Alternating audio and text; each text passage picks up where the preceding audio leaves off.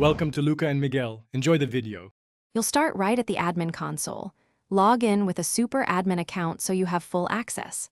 Once in, verify the appliance hostname, IP, and firmware version. Make sure backups match that version to avoid restore issues.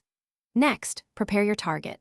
Mount a USB drive or confirm SFTP/SCP/HTTPS server credentials and reachability. While you do that, check available disk space. Insufficient space causes silent failures. When ready, move to the backup section in System. Now navigate to System Backup and Firmware Backup Configuration and create a new backup task. Choose Full Backup so system settings, certificates, and logs are included. If you run high availability, include HA configuration to sync peers. Select your destination type, USB, SFTP, SCP, or HTTPS, and enter host, path, credentials, and port. Test the connection first. Once the test succeeds, start the export and watch the progress.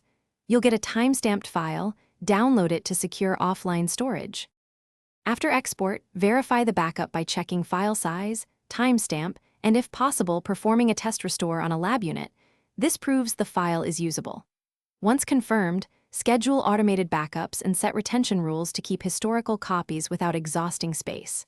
If a backup fails, inspect logs for permission denied, authentication, network reachability, or disk quota errors. Make sure the backup service account has write access.